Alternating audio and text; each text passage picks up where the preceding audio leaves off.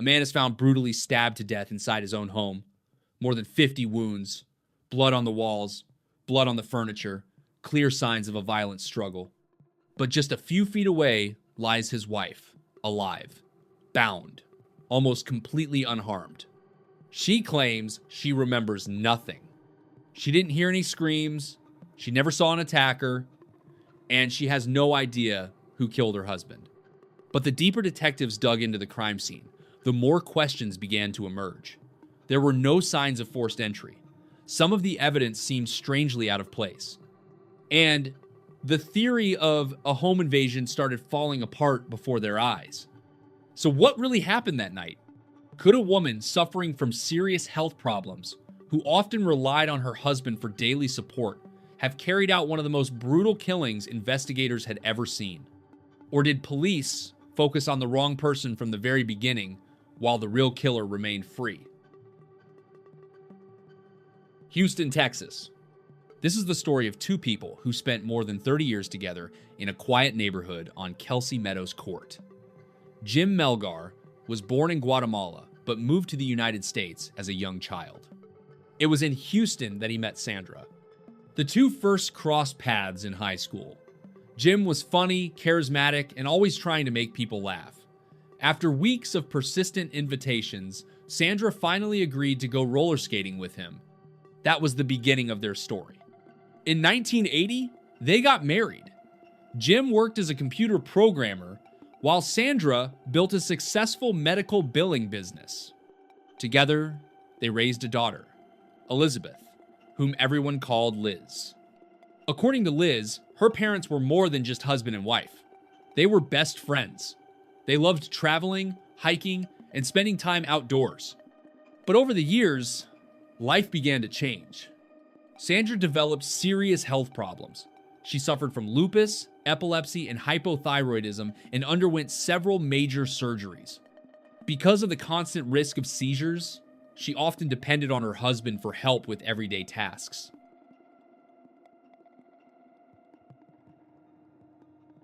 Jim and Sandra spent the day together. Christmas was just around the corner, and they had recently celebrated their 32nd wedding anniversary, so they decided to keep the celebration going. They had dinner at their favorite Mexican restaurant. Later that evening, at around 9:30, Jim stopped by CVS and picked up a few drink mixes. When they got home, they made drinks and snacks and spent some time relaxing in the jacuzzi in their bathroom. They talked about the future, whether they should sell their house and whether they would finally be able to travel. Jim was only 5 months away from retirement, and he was excited to start planning what that next chapter of life might look like. They also talked about the following day. Jim's family was coming over for a small dinner to celebrate their anniversary and spend time together before Christmas. According to Sandra, their 4 dogs suddenly started barking loudly. Jim got up to see what was going on.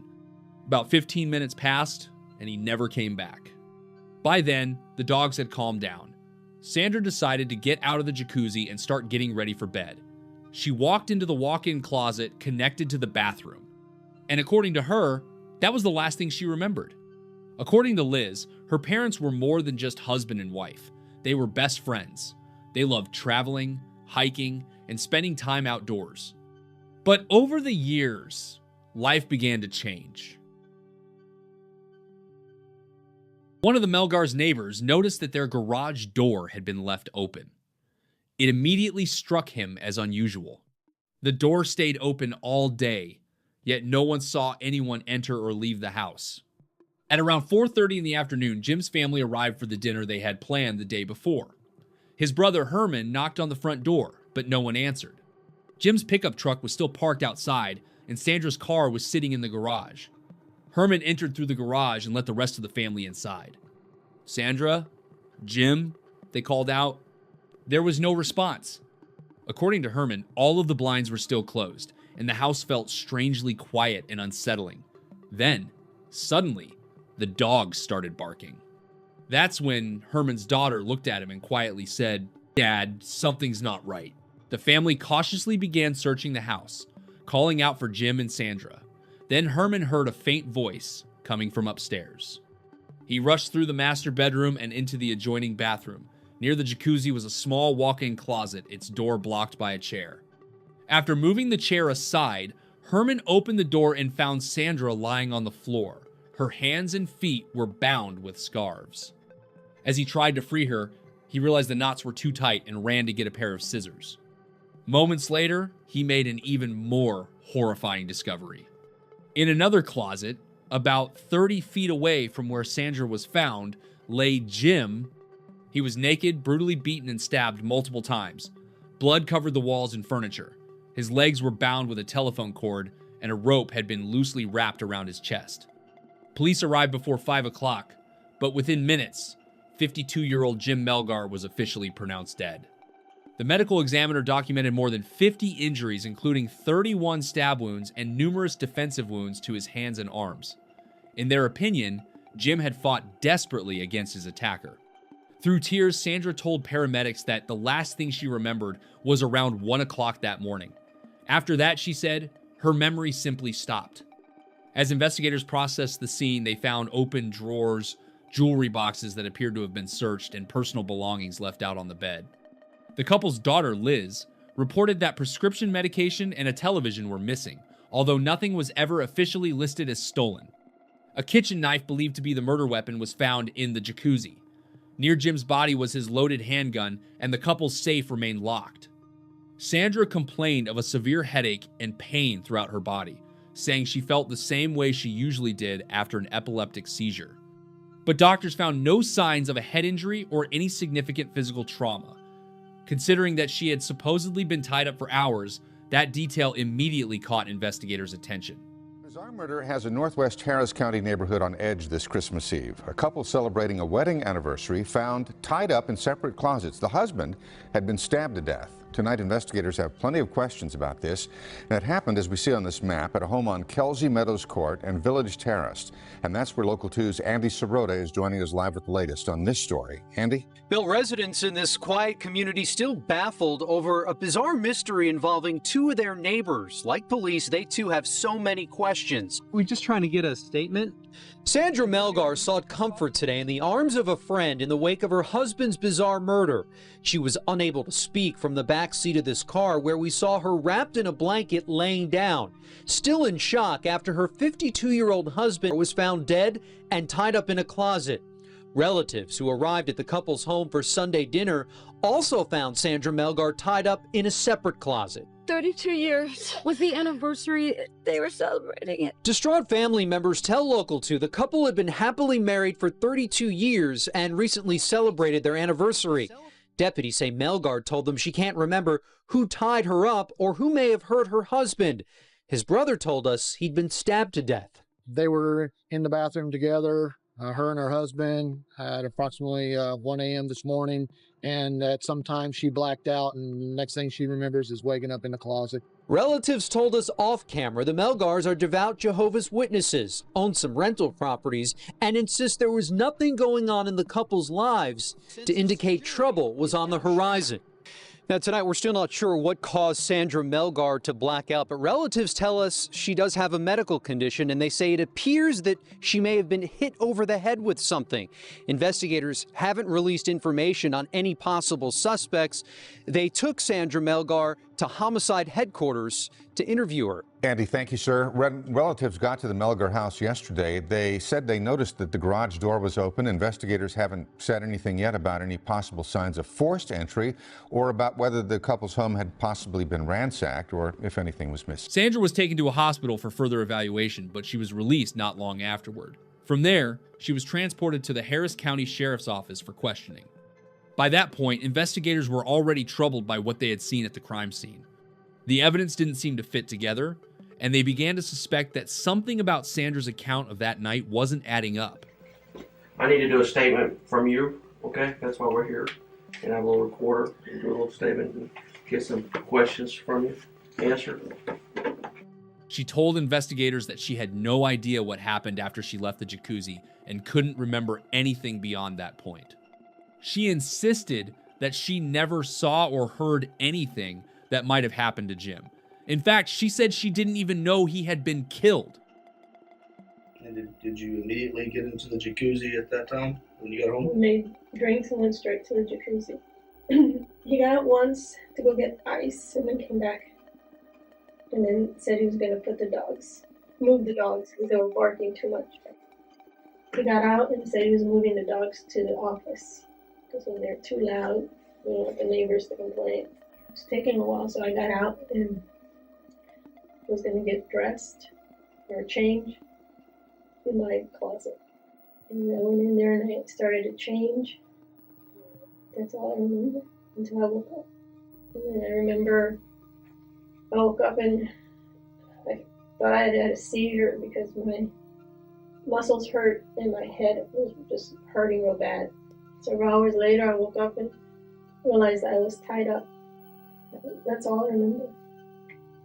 That's it. I mean, I would tell you more if I remembered more. I just don't. So the turn it on. jacuzzi was making noise. It was pretty loud. Mm-hmm. You couldn't hear anything over that. I didn't hear any. Hear anybody scream? No. Hear the dogs? Well, you could hear the dogs bark. Yeah, because they were right outside our window. So did he have to go outside to get them? I don't think so. Usually he just calls them and they come. They come in the doggy door? Yeah. So you don't have to open the door? Sometimes, yeah. Because some of the little ones don't want to come in. They're not. If you opened the door last night, you would have heard that, right?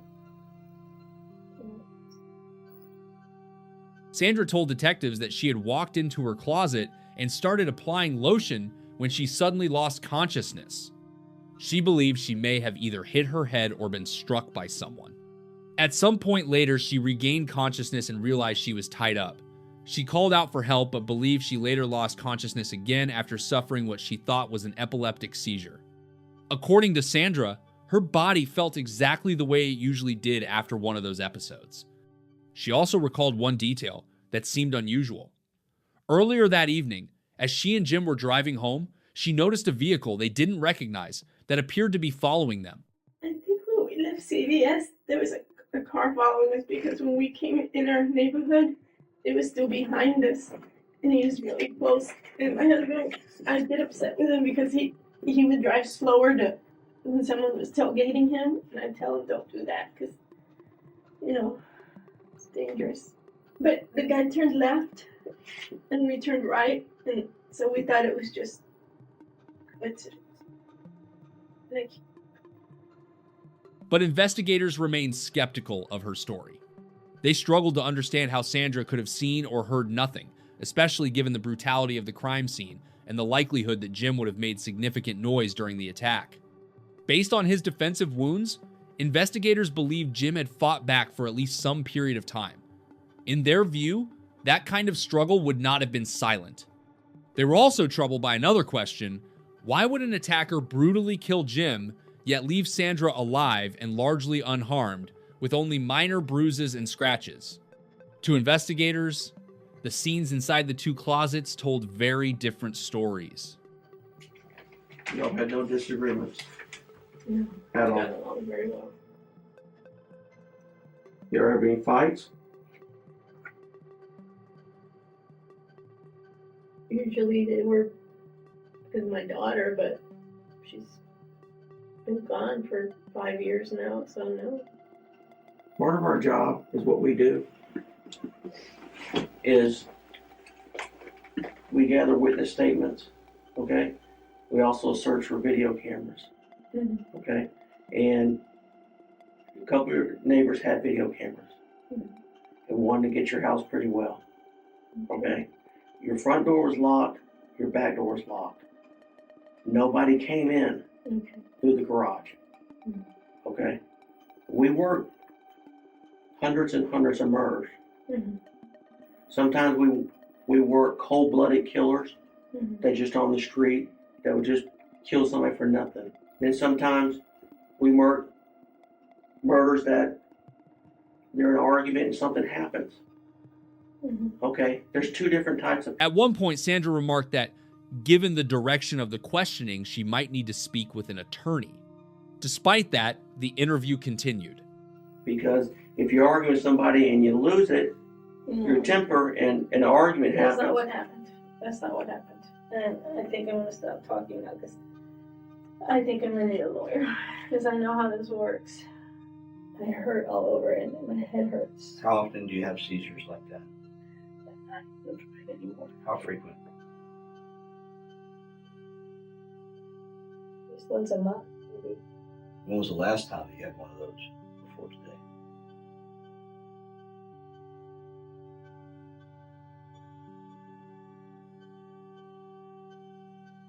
None of the neighbors reported hearing any commotion that night, not even the dogs barking. To them, nothing seemed out of the ordinary. One neighbor said he had been working in his garage until around 1 o'clock in the morning and never saw or heard anything suspicious near the house or on the street. No noise, no unfamiliar vehicles, no barking dogs, nothing.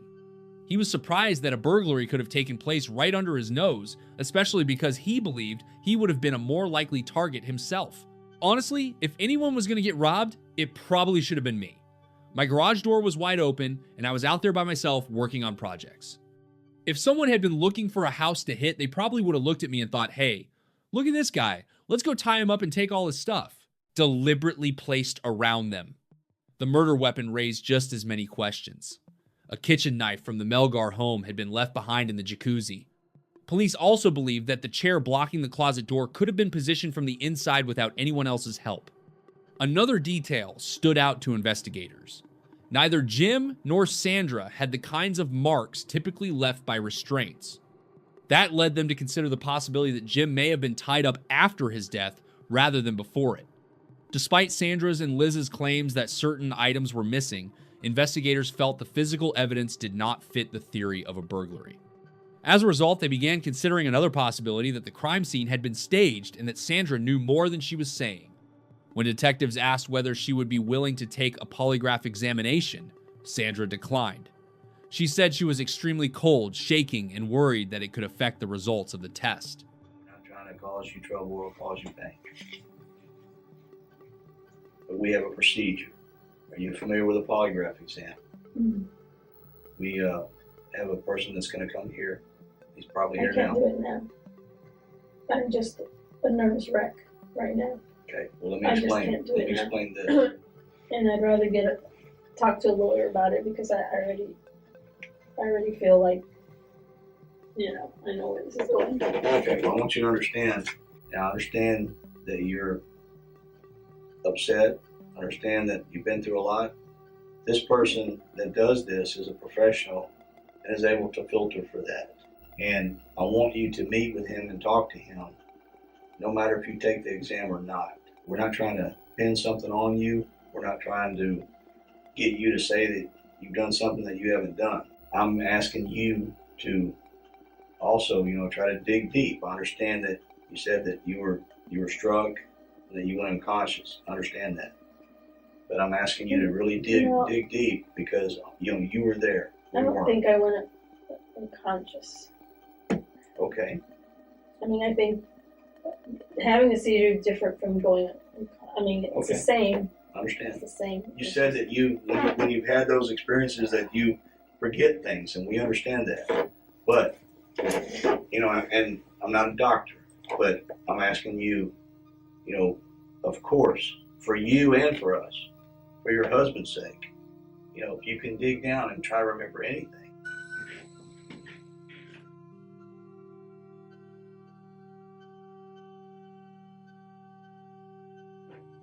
How you feeling?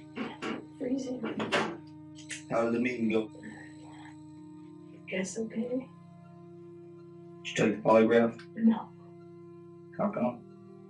I needed to wait because I'm just too shaky right now. Something I want you to understand is that we go to all extremes. Mm-hmm. We don't quit. You're going to see a lot of me. You're going to see a lot of my partner. We're going to learn everything. But I hope you're We're looking processing. somewhere else too, because it's not me. We're processing this. You're seeing your house too. And we didn't just walk into this ball game yesterday. I did ask you to take a polygraph test. Yes. I did.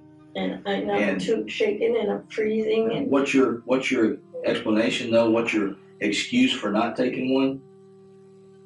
It's not holding water, Sandra. I'm just going to be honest with you. I just don't want to take it and then it's used against me. That's not possible. Yeah, it is. It is.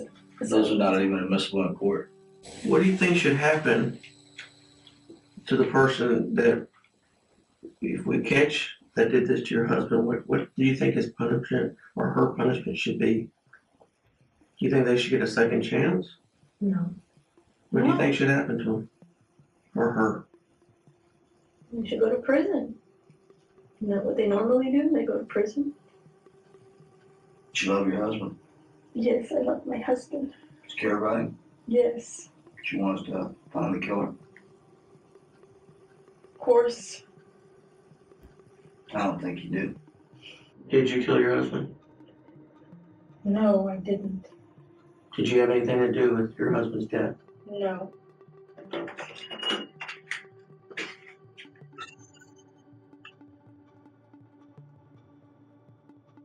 Detectives quickly developed their own theory of what had happened. By December 24th, they had already asked prosecutors to charge Sandra Melgar with murder. But the district attorney's office declined, saying there wasn't enough evidence. Meanwhile, forensic results continued to come in. Investigators found no blood in the house other than Jim's. However, experts noted that this alone did not rule out the possibility of an outside intruder. The DNA evidence proved even more intriguing. Unknown male and female DNA profiles were found on door handles, drawers, the safe handle, and the scarves used to bind Sandra. None of the profiles matched anyone in the Melgar family, but investigators were never able to determine who they belonged to. Later, Liz discovered a backpack containing an Xbox in the garage. An unidentified female DNA profile was also found on that item. In her view, it suggested that someone may have gathered property to steal, but for some reason, left it behind. A few days later, another lead emerged. A witness reported seeing a suspicious man near the house on the night of the murder. The man was identified as Chad Sullivan, a convicted thief who had recently been released from prison. Police attempted to contact him twice, but he never responded. As a result, he was never interviewed. Several weeks later, Sandra claimed that parts of her memory were beginning to return. She recalled seeing a young Spanish-speaking woman inside the closet, talking to someone standing behind her. Investigators, however, remained skeptical of these memories. Over the next 18 months, detectives continued building their case against Sandra, convinced that her version of events did not match the evidence and did not resemble a burglary gone wrong. Then, in the summer of 2014, nearly 2 years after Jim's death, Sandra Melgar was officially charged with first-degree murder. What a development here. A woman who once claimed to be the victim of a home invasion that ended up killing her husband is now charged with his murder. You may remember this story. Christmas Eve of 2012, Sandra Melgar claimed somebody broke into her Northwest Harris County home, tied her up in the closet, and murdered her husband. Well, now authorities say that was all an elaborate lie. Miss Melgar says that they were in the bathroom together, her and her husband, at approximately 1 a.m. this morning, and at some time she blacked out, and next thing she remembers is waking up in the closet tied up. It just seemed like something was really strange with how it all came down, with them being tied up and just one person being killed. A year and a half later, 54-year-old Sandra Melgar is charged with her husband's murder. We were wondering, I mean, it was so weird that what happened and how it happened, didn't seem like we heard anything like anything had been stolen or anything like that. Now curious neighbors want to know what information led investigators to charge Mrs. Melgar and why it took so long. They have, after all, been unnerved for over a year, thinking a home invasion on their street was the work of ruthless thieves. The defense argued that there was no direct evidence linking Sandra to the murder and no convincing motive.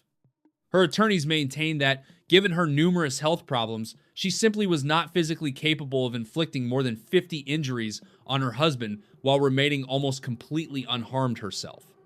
There was no trace of Jim's blood on her, and investigators had found unidentified male and female DNA profiles in the home that were never fully investigated. According to the defense, those facts pointed to the possibility that an unknown intruder was involved in what may have been a burglary gone wrong. Prosecutors saw the case very differently. They argued that Sandra's story didn't hold up under scrutiny and that the crime scene had been staged. As possible motives, They suggested either a desire to leave the marriage without consequences within her religious community, or the opportunity to collect a $250,000 life insurance payout.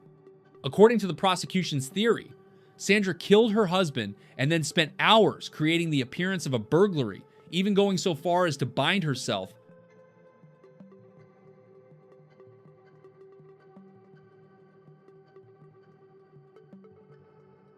The prosecution focused on even the smallest details. One of them was the appearance of Sandra's fingernails. Investigators noted that one nail looked cloudy, which they believed could have been caused by contact with water or cleaning products after the crime. During the trial, crime scene reconstruction expert Celestina Rossi testified that the scene did not resemble a burglary. She pointed out that there were no signs of forced entry, and the drawers appeared far too organized for someone frantically searching for valuables. She was also struck by the fact that a candle near Jim's bed remained undisturbed despite what was believed to have been a violent struggle nearby. Rossi agreed that Jim had fought back against his attacker, but she highlighted another detail. His loaded handgun was lying only a short distance away and had never been used. As for the chair that had been wedged against the closet door, prosecutors argued that Sandra could have positioned it herself using a piece of fabric or a pillowcase. In the end, Rossi supported the prosecution's theory. In her opinion, the evidence pointed more toward a staged crime scene than a burglary gone wrong. Closing arguments have just wrapped up in the case against a woman accused of murdering her husband and then trying to cover it up. Channel 2's Lee Ferlisi is joining us live downtown with what we're learning from the courtroom as we wait for a verdict in this case. Lee? Yes, Bill. Well, the prosecutor arguing very strongly that Sandra Melgar did murder her husband. The defense saying there was shoddy detective work and the evidence just does not add up. Now it's up to the jury. Sandra Melgar's fate lies in their hands. Thank you. Closing arguments began this afternoon. You guys saw the photos. You saw all the wounds that he had, the 13 stab wounds, all the other wounds that he had in his body and his head. Certainly that person intended to kill him, or that person certainly intended to cause serious bodily injury, which resulted in death. We've proven all of those things. In the Sandra Melgar case, there's no physical evidence in this case that points to her at all. The prosecution graphically painting a picture from their case. And while he isn't looking, she makes a strike straight up all the way to his neck. That's what that first strike is. Jamie, of course, gets up to try and defend himself, turns around, and that's when she gets him on the thumb. And that's when the blood starts spurting out onto the chair. The defense criticizing shoddy detective work and saying the evidence is just not there. Look at what remains. No broken nails, no problems with the hands, no bruising here where you would expect it if a knife was used. So the jury is expected to deliberate for only a few more minutes until about 5:15. Then they'll be back at it again tomorrow morning. We're live at the Harris County Criminal Courthouse. Lee Ferlisi, KPRC, Channel 2 News. I tried to look at the evidence as objectively as I possibly could, even though that's incredibly difficult when it's your own parents. But at the end of the day, I want justice for my dad. I want to know who did this. And it wasn't my mom. I know she didn't do it. And I'm going to keep fighting until we prove it. According to Liz, the prosecution viewed the verdict as the logical outcome of the case. They believe Sandra's story contained too many inconsistencies, and ultimately, the jury did not find her account credible. The jury foreman later said that the decision had not been easy. After carefully reviewing the evidence and spending hours in deliberation, the jurors concluded that Sandra's version of events was simply not convincing. That is why they found her guilty. Both mine and probably my fellow jurors' pendulum, guilt or innocence, swung back and forth throughout the entire trial. What was your first impression of Sandra? Was how could this diminutive looking middle-aged lady possibly have committed this crime? It was frankly incredulous to see it at first. Didn't compute. I didn't think she could have done it at first. One, I'll say the prosecutor's testimony, right? It all made sense. Now, was it absolutely provable? No, but it's the only thing that made sense. During the the trial, the prosecution had acquired all the medical records and showed and just listed the dates up there and everything else of her doctor's visits, no seizure, no seizure, no seizure, getting better, you know, that kind of stuff. We watched almost all the police video over again during deliberations, and that's what brought the other people over until we had a unanimous verdict. A few months later, Sandra's defense team filed an appeal, arguing that the case deserved a new trial and a closer review of the evidence. For her supporters, it represented a genuine opportunity to challenge the conviction and reopen the case. For others, it was simply another legal step that was unlikely to change the outcome. But the appeal was denied. The court upheld the original verdict, leaving Sandra's conviction unchanged. For those who believe she is innocent, it was another devastating setback. For those convinced of her guilt, it was further confirmation that the jury had reached the right decision. If anything, the ruling highlighted just how controversial and deeply divided this case remained, even years after the trial. New at 6, a celebrity defense attorney is taking on the case of a Houston woman convicted of murdering her husband, Kathleen Zellner. In 2018, Sandra's case attracted the attention of renowned attorney Kathleen Zellner, who publicly stated that she believes Sandra was innocent. Known for her work on wrongful conviction cases and her appearance in the Netflix series Making a Murderer, Zellner brought renewed attention to the case and raised new questions about whether the conviction had been the right one. We are ready to hear argument in cause number PD 024320, Sandra Jean Melgar versus the state of Texas. Good morning to the court. I'm George McCall Seacrest Jr. from Houston, and along with Allison Seacrest, we represent Sandy Melgar on appeal and represented her at trial. The state did not prove Sandra Melgar's guilt beyond a reasonable doubt, and I contend, based upon a fair and full reading of the record in this case, and based upon its unique facts, the evidence is legally insufficient as a matter of law. Yeah, let me ask you a question real quick. Sure. So I know the state doesn't have to prove motive. They speculate about what your client's motive might have been. But if there's anything in the record or in the briefs I missed, is there any evidence of any, what would the motive to kill Jaime have been? Zero. Let me I mean, tell no, not for your client. I mean, for someone else to kill him. Oh, we believe it was home invasion, and that would be the motive. We believe that, in fact, people entered the home. We think this business about no breaking and entering, the garage door was up. There was an unlockable interior door, and there was, contrary to the Court of Appeals opinion, there was evidence that property was missing. Opioids were missing, a television set, jewelry, cash. That is the motive for why someone else did it. Why would they not have killed your client too? I don't know. I'd have to speculate. Another appeal was later denied. One of the judges stated that the evidence presented at trial was sufficient to establish Sandra's guilt beyond a reasonable doubt. However, in late 2022, the Innocence Project of Texas became involved in the case. The organization, known for investigating potential wrongful convictions, gave Sandra's supporters renewed hope that her conviction might one day be reconsidered. Meanwhile, Sandra continued to maintain her innocence. Speaking from prison, she repeatedly stood by the same account she had given from the very beginning. They got it wrong. They got it completely wrong. Sandra, did you kill your husband? No, I did not kill my husband. No. And you have grandkids. And my grandbabies, yeah. You're missing out on. I know.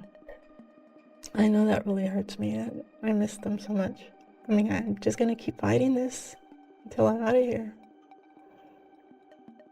That's all I can do. To this day, the case remains one of the most controversial in Texas. Some people are convinced that Sandra Melgar murdered her husband in cold blood and staged the scene to look like a burglary. Others believe she was a victim of the tragedy herself and that the real killer was never found. Despite the conviction, the debate has never gone away. Years later, people are still asking the same question. Is the real killer already behind bars, or was an innocent person convicted?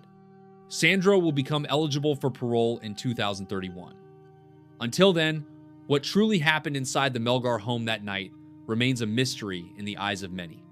But one thing is certain: Jim Melgar lost his life, and the people who loved him are still searching for the answers that might finally bring this story to a close.